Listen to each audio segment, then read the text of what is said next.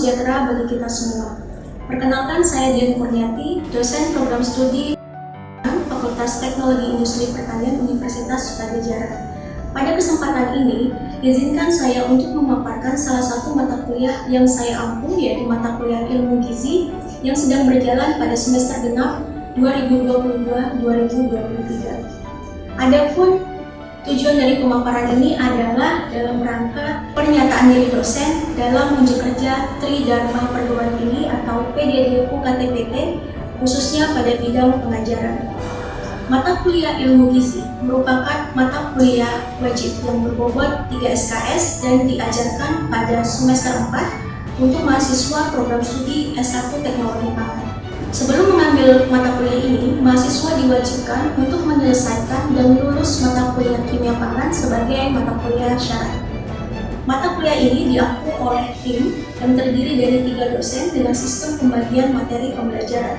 Secara singkat, kuliah Ilmu Gizi membahas mengenai aspek dinamik metabolisme zat gizi, baik mikronutrien dan makronutrien, termasuk proses pencernaan, penyerapan, transportasi, dan utilisasi zat gizi, serta proses ekskresi di dalam tubuh dan hubungannya dengan kebutuhan zat gizi.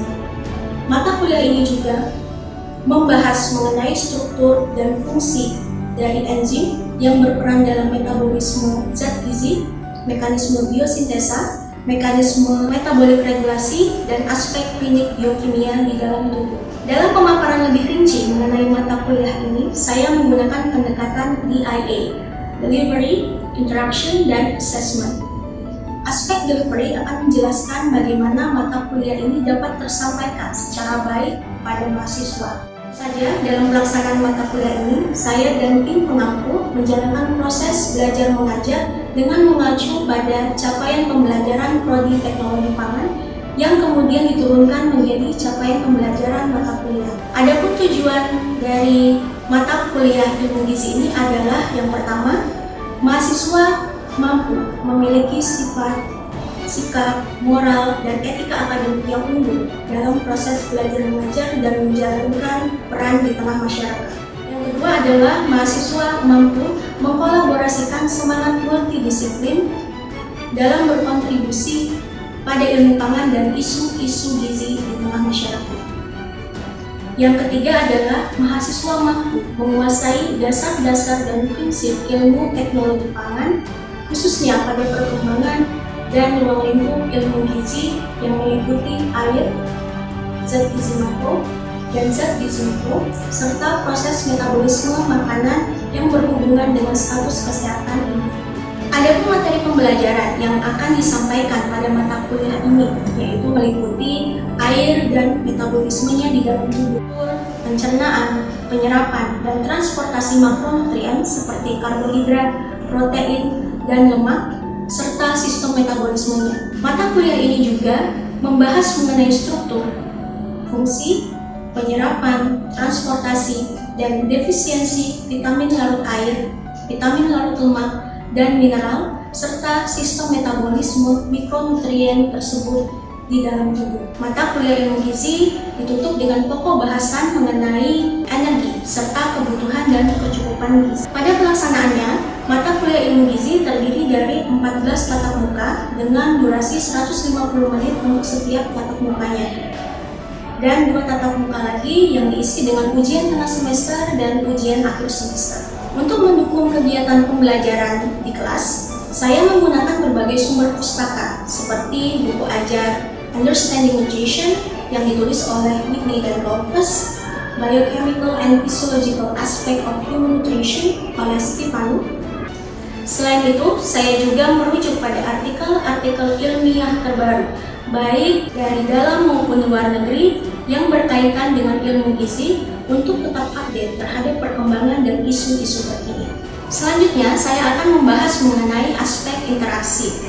Aspek interaksi akan menjelaskan bagaimana cara saya dalam menyampaikan materi kepada mahasiswa guna meraih capaian pembelajaran. Metode interaksi yang saya gunakan baik di dalam maupun di luar kelas berlandaskan pada Student Centered Learning atau SCL, yaitu metode yang menekankan pada pada partisipasi aktif dari mahasiswa di dalam proses pembelajaran. Teknik interaksi yang saya terapkan antara lain interactive learning, self-directed learning, discovery learning, and case-based learning. Interactive learning atau ceramah berupa pemaparan materi sesuai dengan RPS yang diselingi dengan pertanyaan-pertanyaan untuk meningkatkan partisipasi aktif mahasiswa di dalam kelas. Self-directed learning dan discovery learning berbentuk pemberian tugas kepada mahasiswa berupa penyusunan artikel ilmiah populer mengenai gizi dan nutrisi yang diterbitkan pada media massa nasional baik rilis cetak ataupun online. Sedangkan case-based learning, di mana metode ini berbentuk diskusi kelompok yang membahas masalah dan isu mengenai gizi, khususnya di Jawa Barat, dan disampaikan oleh mahasiswa dalam bentuk presentasi dan laporan ilmiah. Adapun platform yang saya gunakan dalam aktivitas belajar mengajar pada mata kuliah ini adalah Learning Management System atau LMS Live 4 dan juga Google Classroom. Dengan platform ini, mahasiswa dapat mengakses materi kuliah yang telah dipelajari di dalam kelas, melaksanakan quiz, dan juga menyampaikan tugas dan laporan ilmiah. Kemudian kita berlanjut kepada aspek assessment. Aspek assessment adalah proses penilaian untuk mengukur kemampuan mahasiswa secara transparan dan objektif terhadap pemahaman materi pada pembelajaran mata kuliah. Sebelum proses perkuliahan dimulai, indikator penilaian telah disampaikan kepada mahasiswa yang dijelaskan secara tertulis di kontrak pembelajaran. Adapun indikator penilaian yang digunakan pada mata kuliah ilmu gizi ini terdiri dari beberapa komponen, yaitu pertama adalah tugas dan quiz dengan bobot penilaian sebesar 20% yang berasal dari tugas individu dan quiz yang dilaksanakan pada beberapa tatap muka. Yang kedua adalah presentasi makalah dengan bobot 20% mencakup presentasi hasil diskusi pada small group discussion dan presentasi hasil diskusi pada case-based learning. Yang ketiga adalah ujian tengah semester dengan bobot 30% yang dilaksanakan pada pertengahan perkuliahan. Dan yang terakhir adalah ujian akhir semester dengan bobot 30% yang dilaksanakan pada akhir perkuliahan. Demikian pemaparan yang bisa saya sampaikan. Selanjutnya saya akan menampilkan proses belajar mengajar saya pada mata kuliah ilmu gizi secara luring di dalam kelas. Selamat menyaksikan. Assalamualaikum warahmatullahi wabarakatuh. Waalaikumsalam warahmatullahi wabarakatuh. Udah mulai habis ya energinya ya? Kuliah dari pagi. Untuk pertemuan hari ini, kita akan melanjutkan proses belajar mengajar mata kuliah ilmu gizi yang sesuai dengan RPS disampaikan di pertemuan pertama. Untuk pertemuan keempat ini akan membahas tentang protein. Sebelumnya, di pertemuan-pertemuan sebelumnya, kalian sudah mendapatkan materi mengenai air dan karbohidrat dari Ibu Endah. Dan ini adalah pertemuan pertama dengan saya. Maka sebelumnya saya akan memperkenalkan diri dulu. Nama saya adalah Dian Kurniati. Saya salah satu staf pengajar di Departemen Teknologi Pangan, khususnya bidang kimia pangan. Saya akan memaparkan dulu mengenai sub CPMK mata kuliah ilmu gizi. Ini adalah capaian pembelajaran mata kuliah yang diharapkan nanti bisa didapatkan oleh masing-masing mahasiswa. Yang pertama itu adalah mahasiswa mampu menjelaskan prinsip dasar mengenai protein. Jadi kalian akan tahu apa itu protein, strukturnya seperti apa, kemudian sifatnya seperti apa, proses pencernaan dan penyerapannya dalam tubuh seperti apa, ya.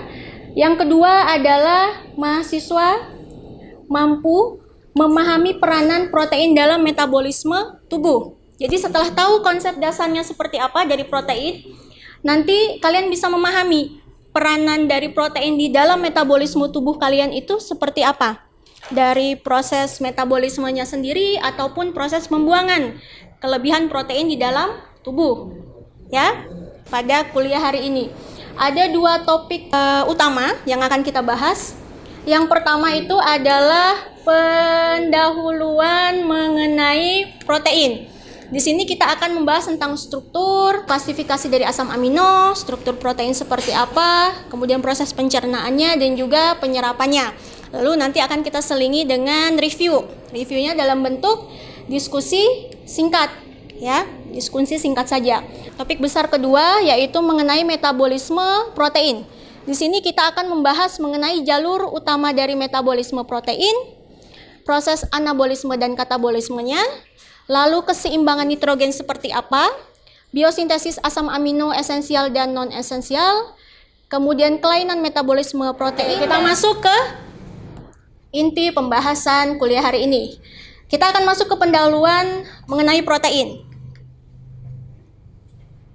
Kalau seandainya kalian mendengar kata protein, kira-kira apa yang ada di benak kalian, yang tergambarkan atau terbersit di dalam benak kalian? Nih, nitrogen. Oke. Ada lagi? Apa? Daging. Oke. Kalau nitrogen tadi dari strukturnya ya. Kalau daging itu dari sumbernya ya. Protein identik sekali dengan daging-dagingan. Ada lagi yang lain? Zat pembangun tubuh. Oke, ini berarti kita nggak usah kuliah lagi nih. Udah pada hafal semua ya? Ada lagi?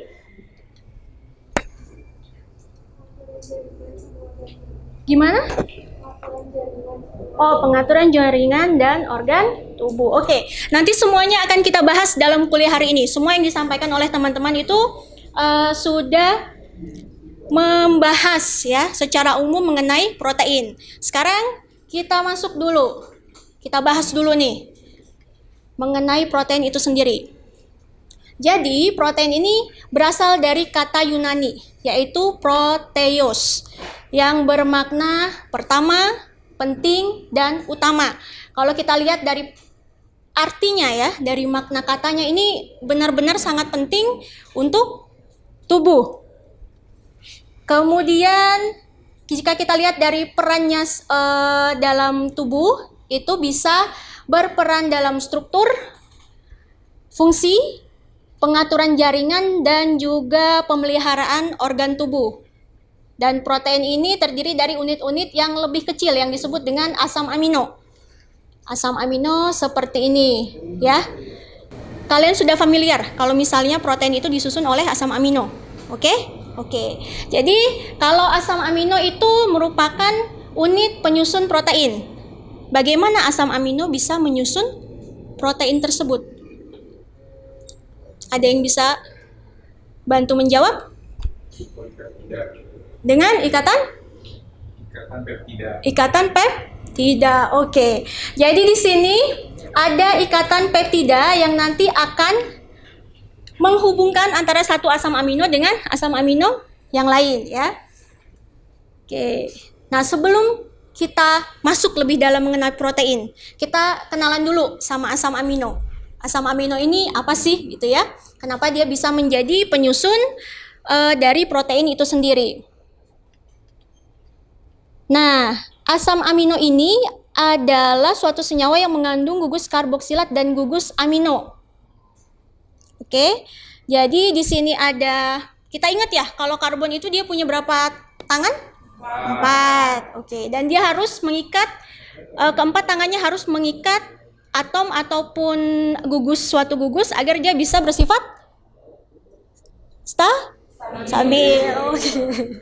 Baik, di sini kita bisa lihat bahwa struktur dasar dari asam amino itu disusun oleh karbon, gugus asam karboksilat, kemudian gugus amino, dan juga satu atom hidrogen ya. Nah, setiap asam amino dia pasti memiliki suatu atom karbon alfa. Kalau misalnya kita berbicara mengenai karbon yang mengikat 4 atom berbeda, itu hubungannya dengan atom karbon kiral. Masih ingat ya atom karbon kiral ya? Nah, kalau atom karbon alfa ini kenapa disebut alfa ya? Kita tahu alfa, beta, gamma itu dari apanya coba? Dari posisi, dari nomor urutnya. Alfa biasanya nomor urut 1 ya. Jadi karbon ini berada di posisi 1 sehingga disebut dengan karbon alfa. Oke. Ini asam amino, kemudian klasifikasi asam amino. Oh ya, saya lupa menjelaskan ya. Ada satu lagi tangan karbon. Dia mengikat gugus samping yang disimbolkan dengan R. Ya, kalau dalam rumus kimia biasanya gugus samping yang bervariasi itu disimbolkan dengan huruf R. Nah, gugus samping inilah atau R inilah yang nanti akan menentukan karakteristik dan juga fungsi dari asam amino tersebut. Jadi ini yang membedakan sifat ataupun fungsi asam amino 1 dengan asam amino yang lain, ya. Oke, sekarang kita lihat klasifikasi dari asam amino. Jadi penyusun protein itu ada 20 asam amino yang dapat menyusun protein. Berdasarkan sifat kelompok R-nya, kalau kita berbicara tentang polaritas, faktor apa yang berpengaruh di sana? Elektronegatif yang pertama. Yang kedua, momen dipol. Oke, ini kayak semuanya kimia dasarnya dapat A ya? Amin, udah lewat itu ya. Oke, kalau misalnya kita berbicara tentang polaritas, ini kita tadi sudah disebutkan oleh temannya keelektronegatifan, momen dipol. Yang juga erat kaitannya dengan polaritas adalah sifat kepolarannya. Ada polar dan non-polar. Oke, di sini dibagi nih. Kalau yang non-polar dia karakteristiknya itu adalah hidrofobik sifatnya. Kalau seandainya polar, dia itu karakteristiknya merupakan hidrofilik ya, asam amino hidrofilik.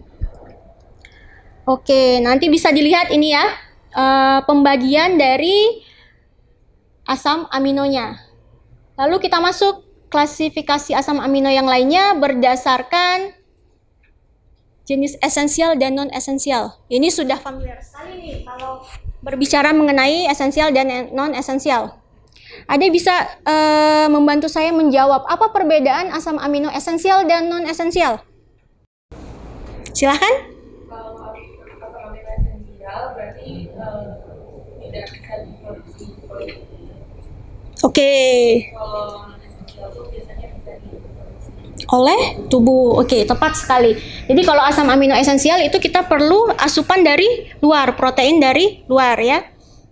Oke, kemudian kita masuk ke protein. Nah, sekarang setelah tahu mengenai asam amino, kita kembali lagi nih ke protein, pembahasan utama. Jadi tadi sudah dibahas bahwa protein itu tersusun dari beberapa urutan asam amino yang dihubungkan dengan ikatan peptida. Tadi temennya udah bantu jawab. Ikatan peptida itu ikatan yang menghubungkan antara satu asam amino dengan asam amino yang lainnya, ya. Nanti akan dihasilkan suatu dipeptida dan akan dikeluarkan molekul air. Oke? Kemudian nanti dipeptida ini bisa bereaksi dengan asam amino lain dalam bentuk di tri ataupun peptida, menghasilkan polipeptida, dan nanti akan dihasilkan suatu protein. Oke, ini struktur protein ya. Kenapa struktur protein penting? Harus dibahas. Karena struktur protein ini yang nanti akan mempengaruhi karakteristik dan fungsi dari protein tersebut. Ada 4 tingkat struktur protein yang perlu kita ketahui. Ada primer, sekunder, tersier, dan kuartener. Pernah membaca mengenai struktur protein, tingkat struktur ini? Pernah, tapi lupa. Oke, nggak apa-apa, kita bahas ya di kuliah hari ini. Nah, ini struktur primer. Kita mulai dari struktur yang paling sederhana, yaitu struktur protein dalam bentuk primer. Jadi struktur primer ini hanyalah urutan asam amino dalam rantai polipeptida. Bentuknya itu hanya urutan asam amino. Ya. Jadi yang berpengaruh di sini adalah ikatan peptidanya. Nah, contoh yang saya ambil di sini adalah hormon insulin. Dia memiliki 2 rantai polipeptida A dan B yang bisa menjadi contoh sebagai struktur protein. Oke ya. Kemudian kita lanjut ke struktur protein yang lainnya.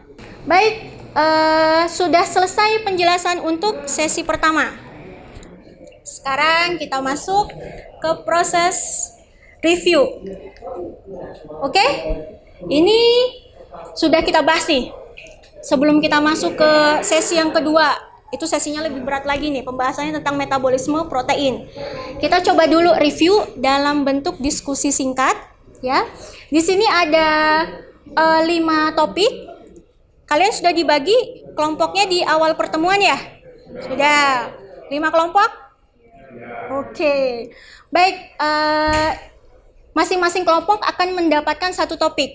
Ini proses pembagiannya, ini mau gimana nih? Kita kesepakatan aja bersama. Mau sesuai urutan atau mau kita acak? Urutan ya? Oke, baik.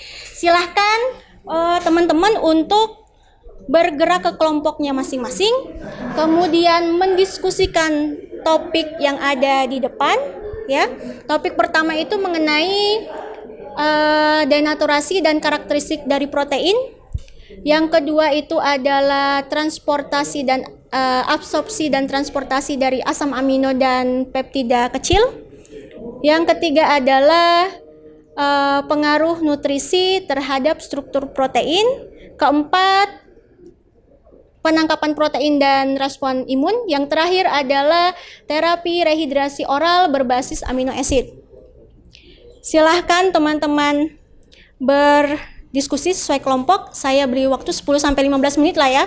Diskusi singkat, hanya poin-poinnya saja. Nanti masing-masing kelompok bisa memaparkan hasil diskusinya di depan kelas. Hanya perwakilan, 1 orang saja, nggak usah banyak-banyak. Ya, silahkan dibuat di dalam narasi saja. Baik, silahkan.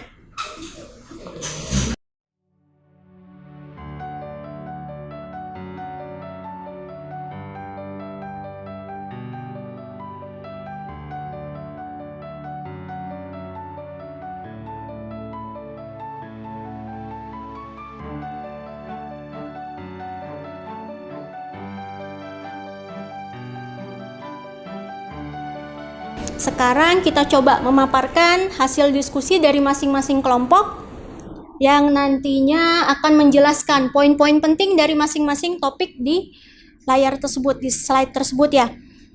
Bagi yang bersedia untuk pertama kali memaparkan hasil diskusinya, nanti dilanjutkan dengan kelompok yang lain.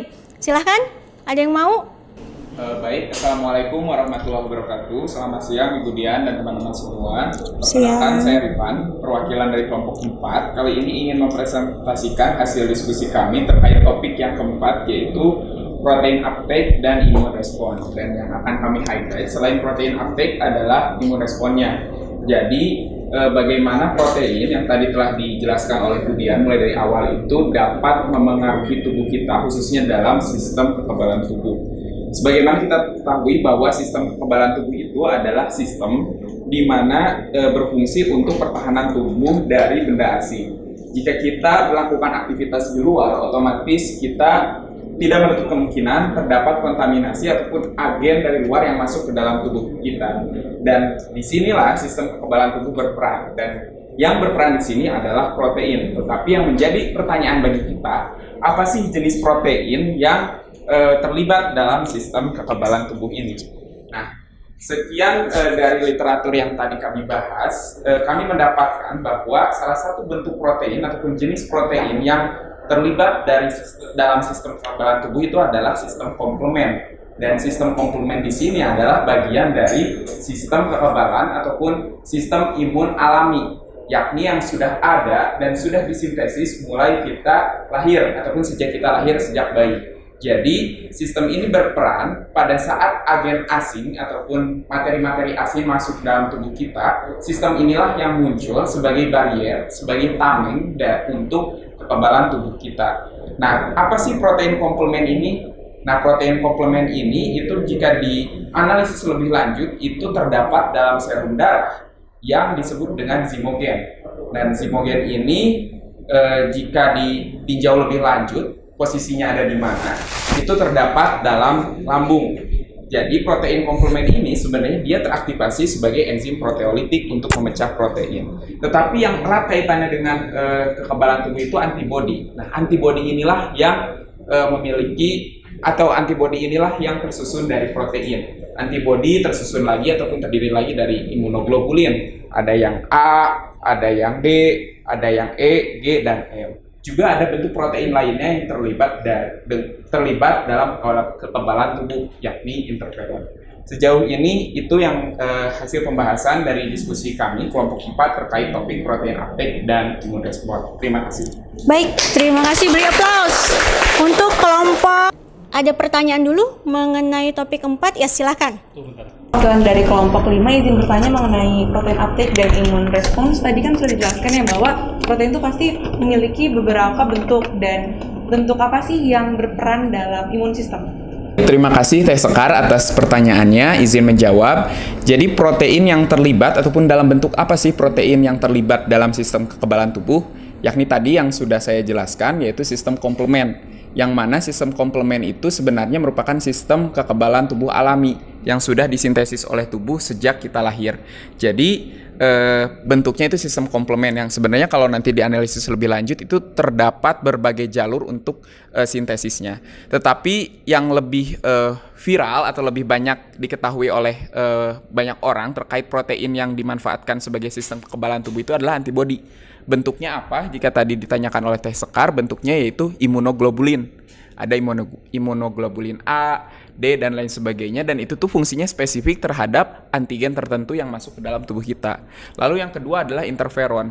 Interferon itu bekerja dengan mekanisme jika ada suatu alergen ataupun zat lain masuk ke dalam tubuh, interferon inilah yang menghadang pertama selain barrier kulit sebagai barrier terluar. Tetapi pada saat masuk ke dalam sel tubuh, interferon inilah yang berfungsi paling awal, yang nantinya dia akan berkomunikasi dengan sel imun spesifik lainnya. Jadi seperti itu Teh. Terima kasih. Bicara tentang imun sistem, dia memang penyusunnya itu umumnya protein, tapi tidak menutup kemungkinan penyusun dari yang lain gitu ya.